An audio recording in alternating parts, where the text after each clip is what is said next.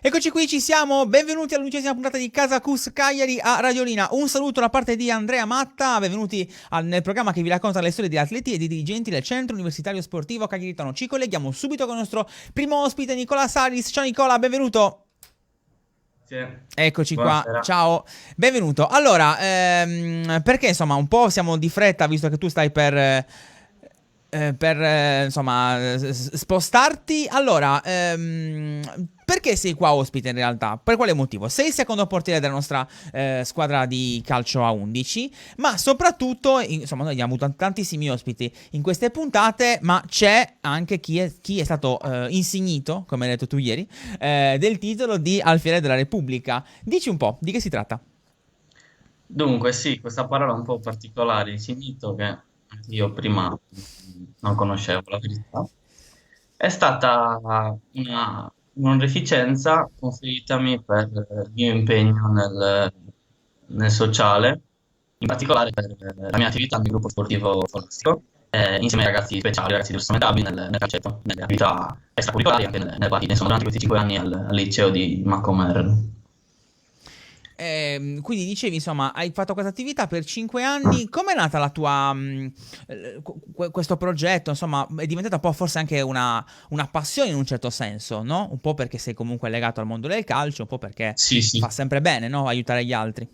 Allora, è stato un progetto che era già presente nella mia scuola e mi è stato presentato quando sono entrato proprio in Mhm. prima superiore e quindi la mia passione per il calcio mi ha in qualche modo spinto verso l'adesione a questo progetto che con il passare degli anni si è rivelato molto, molto interessante e soprattutto ha visto coinvolte sempre più persone col passare degli anni e tutto questo affiatamento ha creato poi un grande gruppo, la verità, che durante i 5 anni è diventato davvero grande e, e che purtroppo attualmente, È per fermo. le condizioni in cui stiamo vivendo, non sta andando avanti, però mi auguro che quando tutto riprenderà, insomma, il gruppo continuerà ad allenarsi e a portare avanti l'iniziativa. Questo per te è stato un anno importante, l'abbiamo detto prima. Raccontaci un po' che è successo nel mese di aprile, più o meno, giusto? Ti è arrivata una Sì. telefonata. Sì, mi è arrivata una telefonata durante una lezione online, durante la didattica a distanza, da parte della mia preside che mi invitava a controllare nel sito del Quirinale, come ti ho detto, Mhm. per controllare la lista appena uscita, nella data appunto del 22, se non sbaglio, 22 aprile, degli Alfieri della Repubblica 2020. Io ovviamente ero totalmente spaesato, non capivo che cosa stessi facendo. Fino a quando non ho letto il mio nome appunto nella lista ed è stata una reazione molto particolare, è stato un insieme di stupore, meraviglia e insomma una cosa a tratti indescrivibile, molto, molto bella. Non riuscire davvero a trovare le parole giuste. Insomma, la descrizione, no, di questa tua nomina è l'impegno con il quale ha promosso e organizzato allenamenti e gare di football integrato, attività nella quale possono giocare insieme, conoscersi giovani con livelli diversi di abilità. Abbiamo tra l'altro qualche immagine che è del nostro Simo Luca in regia, facciamo vedere insomma qualche breve momento anche per spiegare un po' di che cos'è il football integrato. L'abbiamo già detto insomma in più di un'occasione, però queste sono immagini di Directa Sport, i nostri amici di Directa Sport. Dici un po' di regole, di tempi, in quanti si gioca, mi pare in 5, così a occhio Allora, dalle prime dunque, sì, immagini. il football integrato è una modifica del calcio a 5 tradizionale con l'aggiunta di due porte nei lati lunghi del campo, quindi in corrispondenza della linea di metà campo. In queste porte devono esserci obbligatoriamente degli atleti speciali e allo stesso tempo soltanto gli atleti speciali della squadra avversaria possono segnarvi. Questo è un po' il meccanismo principale. Mhm. L'altra particolarità è che ogni calciatore della squadra indossa una maglia con un numero che si basa sul livello di abilità Mm. del calciatore. Quindi, per esempio, un esempio pratico, l'1 la indossa il portiere, la 2 viene indossata da un atleta che non si trova in campo ma si trova fuori ed entra in causa una volta ehm, che deve essere tirato un calcio di rigore. Ok. Il numero 3, e quindi si tratta di disabilità grave, Mm. tra virgolette. Il calciatore numero 3, una disabilità lieve che può giocare effettivamente dentro il campo, mentre 4 e 5 sono alunni, atleti normodotati che vengono differenziati anche per il loro livello di abilità, insomma. E ovviamente un numero superiore non può contrastare un numero inferiore, Ok. per appunto garantire una maggiore equità all'interno del campo. E quindi insomma è anche uno schema abbastanza complicato da imparare, la verità, anche per gli arbitri è stato un po' difficile, però senza questa strategia sarebbe stato molto impossibile, perché a quel punto ognuno, cioè, sarebbe stata una confusione troppo grande. E una volta imparate queste regole, abbiamo giocato molto bene e soprattutto sono stati tutelati i ragazzi speciali perché hanno avuto anche loro il loro divertimento. E quindi devo dire anche un bel esempio di sport, si chiama football integrato perché permette davvero a tutti di mettersi in campo, di giocare e di provare insomma un po' l'emozione del tiro, nel tuo caso ovviamente della parata visto che fai il portiere, però ecco ti chiedo cosa ti lascia una partita di football integrato, cioè tu torni a casa poi e come ti senti? È una sensazione che è simile a quella diciamo tua di quando torni a casa dopo una partita di calcio a 11 oppure c'è qualcosa in più? Allora, sembra una frase scontata da dire, ma c'è molto, molto in più, ci sono grandi differenze, perché in una partita di calcio a 11 normale della domenica, quello che ovviamente è il tuo obiettivo è vincere. Pensi alla tua prestazione, anche in un modo un po' egoistico, pensi a quello che hai fatto tu e al risultato, mentre quello che ho sperimentato durante questi campionati, ma anche durante gli allenamenti, è qualcosa che va un po' oltre, cioè tu devi sapere che sei lì per altre persone, non per mostrarti. Ecco, questo è la sintesi è il concetto del progetto. Tu sei lì per far divertire i ragazzi speciali e sai che la tua prestazione deve essere messa a disposizione, a loro disposizione, perché se non si divertono loro non puoi divertirti tu. Come Certo. fai? Non stai, Non stai dando il non meglio di te, stai insomma, centrando certo, l'obiettivo non del stai centrando progetto. l'obiettivo. Senti, allora, ultima domanda, poi ti lasciamo andare perché sappiamo che sei di corsa. Tu sei il secondo portiere del CUS Cagliari, sempre iscritto alla Comerrese. Sei il secondo di Fabio Toro, che lo diciamo per gli amici che insomma ci seguono sulla pagina Facebook di Radiolina del CUS Cagliari e dell'Unione Sarda, è un po' una sorta di istituzione, no? Nel calcio dilettantistico regionale. Qui ti chiedo, insomma, come ti senti a fare da secondo a Fabio e come sono andate queste prime settimane, insomma, di campionato. Siete fermi da parecchio tempo in realtà voi.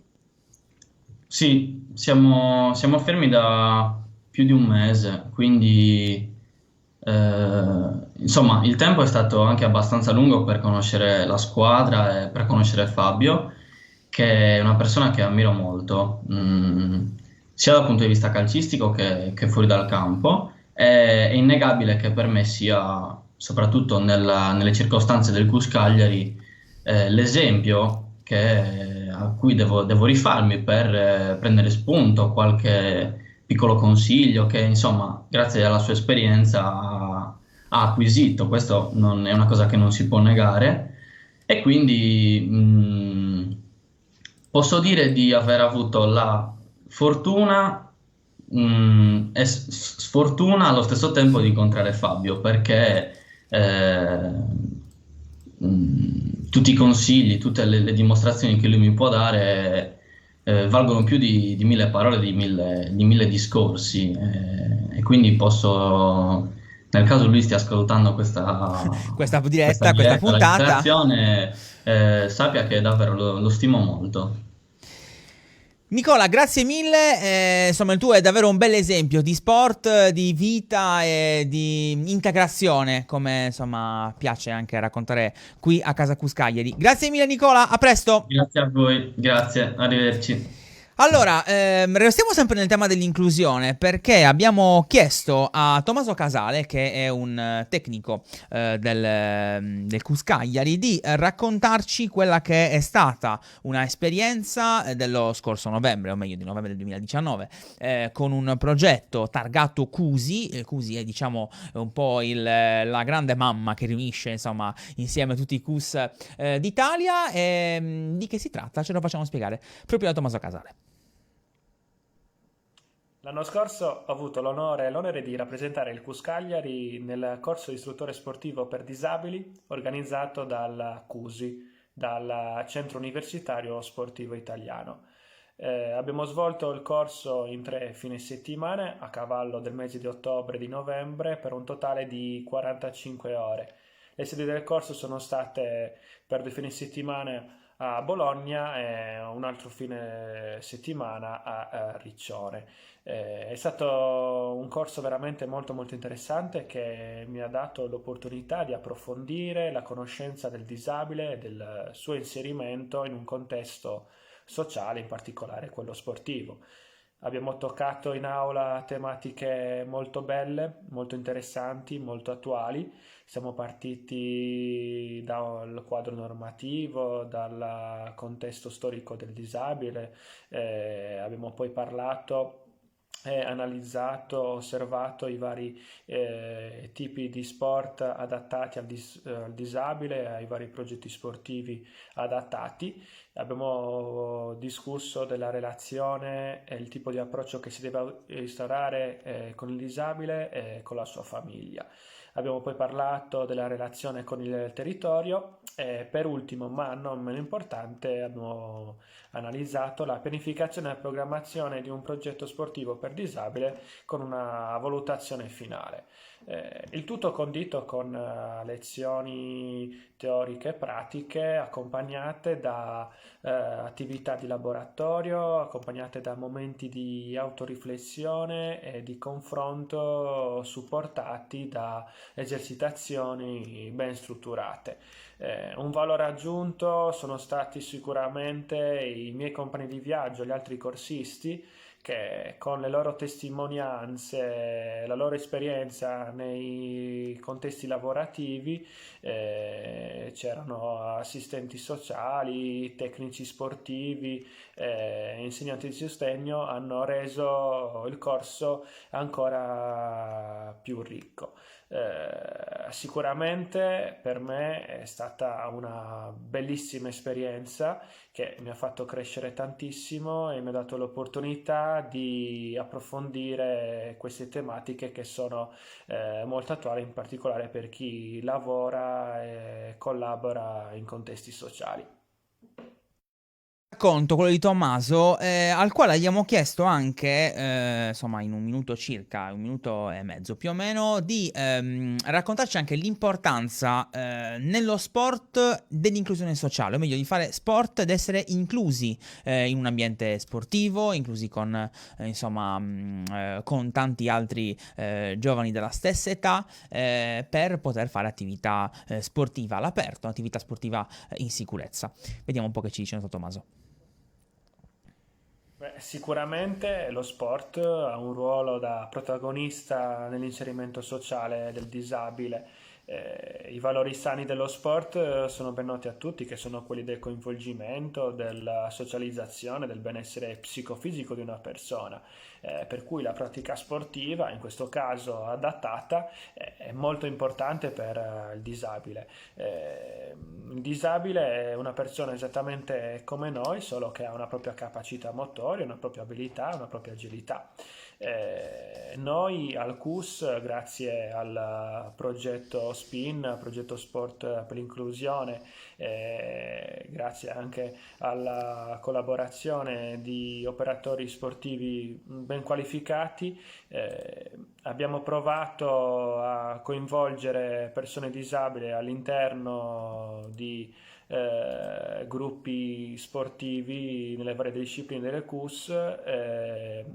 La soddisfazione sicuramente più grande, almeno per me, è stata il coinvolgimento, l'interazione che c'era tra gli atleti e la persona diversamente abile che provava a fare attività sportiva motoria in base alle proprie capacità. Grazie a Tommaso Casale, una puntata dedicata al CUS nella sua versione sociale. Lo facciamo, anzi è il nostro secondo ospite in diretta su Skype. Intanto io saluto gli amici che ci seguono sulla pagina del CUS Cagliari di Radolina e anche dell'Unione Sarda. Abbiamo visto alcuni commenti, quindi salutiamo i nostri amici, la Diana, Giuseppe, Alda e Ermelinda. Insomma, accogliamo qui a casa CUS il dottor Daniele Farci. Buon pomeriggio, Daniele. Sì, buongiorno, buon pomeriggio a tutti. Allora, amico del CUS Cagliari, innanzitutto, un po' come diceva l'amico del Giaguario di qualche anno fa, coordinatore regionale dell'Associazione Italiana Oncologia Medica, quindi per la Sardegna ovviamente, e direttore dell'unità di medicina e oncologia della nuova casa di cura di Decimo Mannu. Allora, perché amico del CUS Cagliari? Perché insomma qualche 2 anni fa, 3 anni fa, forse qualcosina in più in realtà, se non ricordo bene, è stato uno dei... A cavallo fra 2 e 3 anni fa. Esatto, è stato uno dei protagonisti di un progetto che ha visto coinvolti il CUS, la LILT, l'AIOM e poi insomma la Regione Sardegna, dedicata a intitolato Sport Against Cancer, quindi insomma dedicato anche a quella che è la prevenzione, l'attività sportiva per fare prevenzione nel campo insomma dell'oncologia e dei tumori. E proprio voglio partire proprio su questo. Ce l'hanno detto parecchie volte, ma insomma vogliamo farlo raccontare anche a te.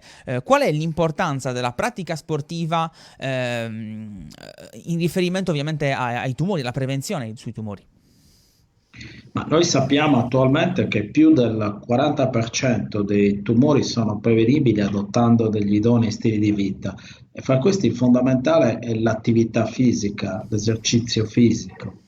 Effettuare costantemente l'esercizio fisico, che può essere anche soltanto una camminata veloce di 30 minuti, o meglio un'attività sportiva più complessa, più importante, certamente rivestono un ruolo principale nella prevenzione primaria dei tumori. Però c'è un altro aspetto che per me è di grande importanza da sottolineare: il fatto che anche le persone che il tumore lo hanno già avuto, che hanno in corso delle terapie antitumorali o che viceversa fanno solo dei controlli periodici, anche queste persone si giovano in modo sostanziale dal fatto di fare attività fisica ed è dimostrato che soprattutto le donne con carcinoma mammario che fanno una terapia antitumorale, che fanno attività fisica, hanno una incidenza di recidive tumorali e anche di morte per cancro che è inferiore rispetto alle donne che invece non fanno attività fisica. Quindi il messaggio che noi trasmettiamo è quello di sottolineare l'importanza dell'attività fisica in tutte le persone nella prevenzione primaria dei tumori, ma anche e soprattutto nelle persone che il tumore l'hanno già avuto nella cosiddetta prevenzione terziaria. Ti chiedo qual è, insomma, durante il lockdown tu hai fatto un'intervista con le amiche, con Valentina Ligas dell'Associazione Mai Più Sole contro il tumore ovarico, e hai parlato dell'importanza dell'empatia nell'accogliere il paziente oncologico, cioè la comunicazione, l'importanza della comunicazione tra il personale sanitario e quello che è il paziente. Penso che in realtà in questo caso l'empatia forse sia uno dei fattori fondamentali, no? Anche nella cura nella cura oncologica. Ma volendo così un po' esasperare il concetto, io credo che una giusta empatia, giusto rapporto, una giusta comunicazione fra il medico e il paziente, fra il personale sanitario e il paziente, giovi quanto una terapia antitumorale che realmente viene praticata al paziente.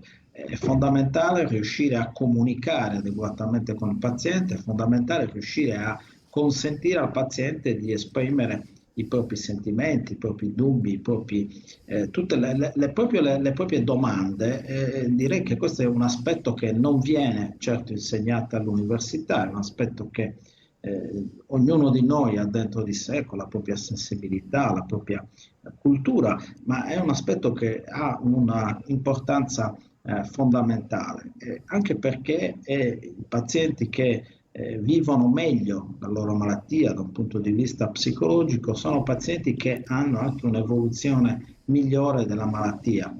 Anche questo è dimostrato da delle evidenze scientifiche. Ultima domanda per te, caro dottore.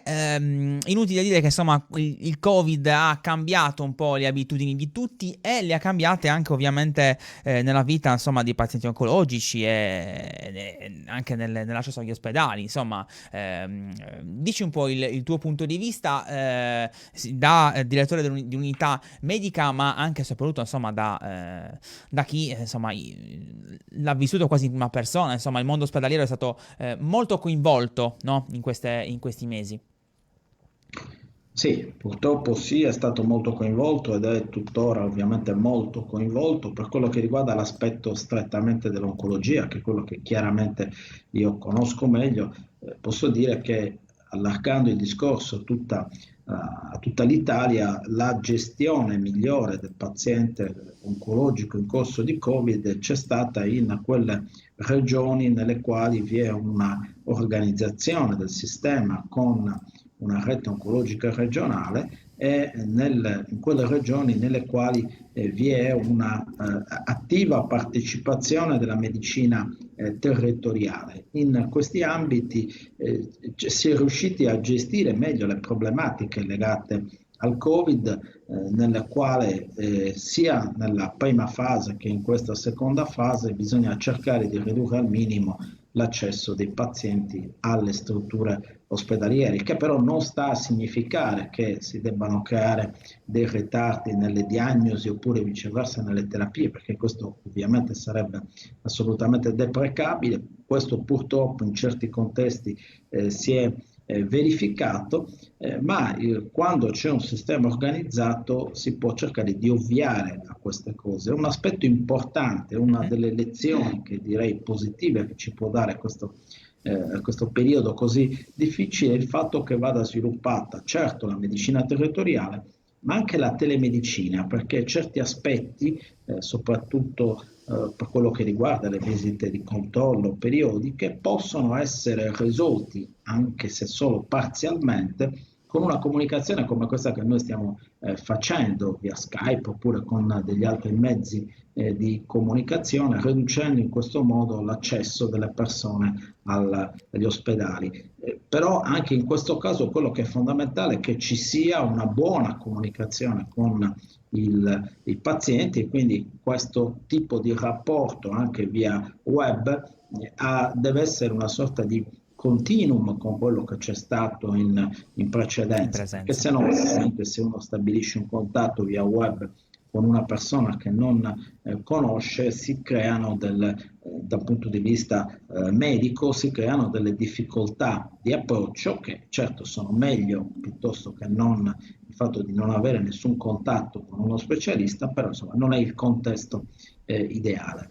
Insomma, questo periodo del Covid è stato ed è un periodo sicuramente di difficile gestione delle problematiche cliniche, ma queste problematiche si possono e si devono risolvere in persona, in quei casi nei quali è necessario risolverle di persona, ma anche via web o con altri mezzi di comunicazione per quello che riguarda ad esempio le visite di controllo. Dottor Farci, grazie mille perché insomma Grazie a è voi. sempre importante parlare di questi temi, una puntata un po' non complicata, però insomma legata appunto al sociale, e i temi sociali non sempre sono facili da affrontare, quindi insomma lei è un amico del Cus Cagliari e noi insomma siamo contenti di ospitarla. Grazie Daniele Farci, coordinatore Grazie, è sempre un regionale piacere. della Buona serata a tutti. Associazione Italiana Oncologia Medica e direttore dell'unità di medicina oncologica della nuova casa di cura di Decimo Mannu. Così diamo tutte quante le indicazioni e siamo a posto. In attesa di collegarci come sempre in chiusura del nostro programma con la nostra Ilaria Di Sanza, che insomma ci racconterà lo scarno fine settimana sportivo del CUS, perché insomma ce lo racconterà lei tra poco, perché scarno ve lo diremo tra poco. Andiamo a vedere anche un po' per cambiare il ritmo di questa puntata, diamo parola ai bambini, quindi vi mostriamo il video che abbiamo presentato qualche giorno fa sulla nostra pagina Facebook del CUS Cagliari, in cui i nostri piccoli atleti del settore atletica leggera ci raccontano un po' di loro.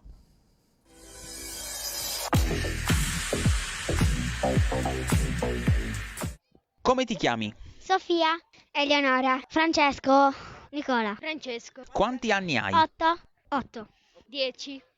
8, 8. Perché sei qui al CUS? Per allenarmi? Per allenarmi? Per allenarmi. Perché mi piace il CUS e perché all'inizio c'erano i miei amici. E adesso sono qui per l'amore dell'atletica. Per allenarmi. Chi sono i tuoi amici al CUS?